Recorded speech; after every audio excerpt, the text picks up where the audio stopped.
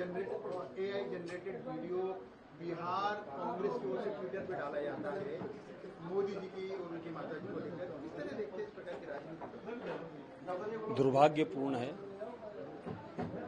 मैं इस विषय पर राजनीतिक बात नहीं कहूंगा, लेकिन जो सत्यता है वो कहने में पीछे नहीं रहूंगा। कांग्रेस और आरजेडी ने अपने मंच साझा करके और जिस प्रकार से पहले आदरणीय प्रधानमंत्री नरेंद्र मोदी जी की माताजी जो स्वर्ग सिधार गई, उनके लिए जिस प्रकार से जो बोला गया वो दुर्भाग्यपूर्ण था।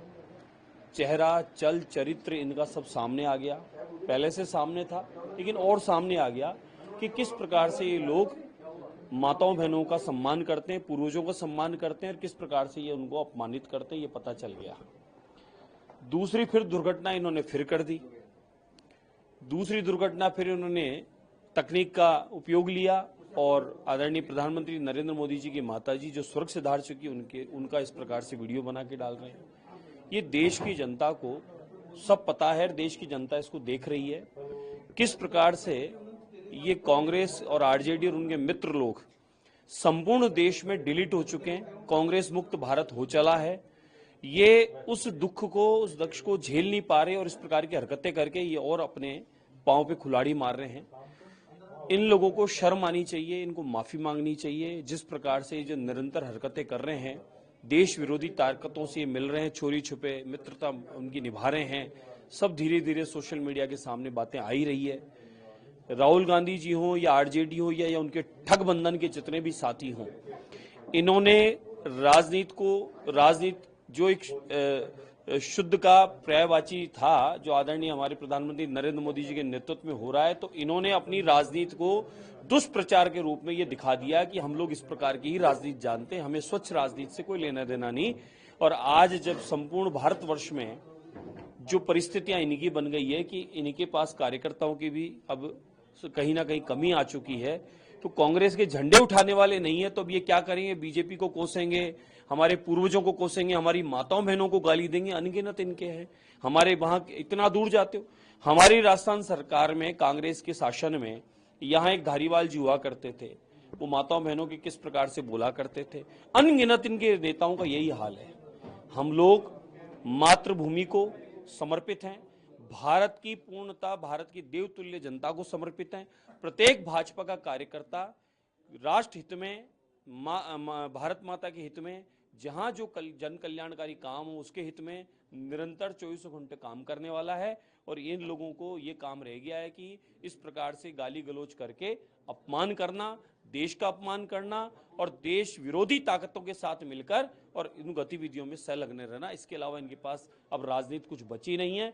कई बार तो ऐसा लगता है कि हम पड़ोसी जो हमारे शत्रु देश हैं उनमें कहीं ये शामिल तो नहीं हो गए हैं, कहीं उन्हीं की भाषा तो ये नहीं बोल रहे हैं। वो तो धीरे धीरे घुटनों के बल आ चुके हैं और मित्र व्यवहार निभाने की तैयारी में लगे हैं और हमारे साथ संपर्क अच्छे करने में लग रहे हैं, लेकिन इस देश में रहकर देश का खाकर देश विरोधी काम करने का काम कर रहे हैं, जो कहीं ना कहीं अब संपूर्ण देश इनको देख चुका है और आने वाले समय में इसका रिजल्ट भी इनको दे देगा। बीजेपी शासित प्रदेश है, वहां पर तो सरकारें इसको लागू कर रही है, इसको पारित कर रही है, लेकिन केंद्र में जब आपकी सरकार है 11 साल 12 साल प्रधानमंत्री 11 साल, तो वहां पर केंद्र में बिल क्यों नहीं लेकर आ रहे? देखिए, काल परिस्थिति अनुरूप, स्थान की परिस्थिति अनुरूप सरकारों की जो उस क्षेत्र की जो आवश्यकता अनुरूप कार्य किए जाते हैं। आदरणीय प्रधानमंत्री नरेंद्र मोदी जी के नेतृत्व में ऐतिहासिक कार्य संपूर्ण भारतवर्ष में हो रहा है, बिना किसी तुष्टीकरण के। जो कांग्रेस ने अब तक तुष्टीकरण किया, जैसा भी मंत्री जी ने बताया कि पहले कोई किसी को अवार्ड मिलता था, किसी को सम्मान मिलता था, किसी को राजभवन से, किसी को राष्ट्रपति से, तो उसमें भी एक रिश्तेदारी निकाली जाती थी, नजदीकी कौन है निकाला जाता था। और 2011 के बाद आप देखें, हम भी चकित रह जाते हैं कि ऐसे व्यक्ति की पूर्णता पहचान जिसकी अपने काम से है, जिसने अब कुछ ना कुछ अपने आप को समर्पित करके और देश हित में, राष्ट्र हित में, जनता के हित में कोई काम किया है, उस व्यक्ति को एक सम्मान मिलना चाहिए, उसका अधिकार है। मैं मानता हूं कि कांग्रेस आरोप लगाने के अलावा कुछ इसलिए नहीं कर सकती कि आरोप जिनमें कोई तथ्य नहीं है, वो भी ऐसे आरोप।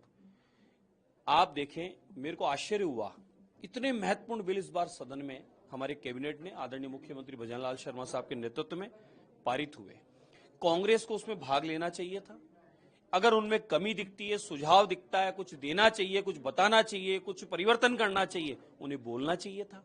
वो सदन से हाउड़दंग करके भागे क्यों? हुड़दंग करने के लिए सड़क है, हुड़दंग करने के लिए आपको बहुत सारे तरीके हैं। आप वहां जाकर और तरीके से अपना विरोध बता सकते हैं। सदन किस लिए चुना है? आप जनप्रतिनिधियों को किस लिए जनता ने चुना है?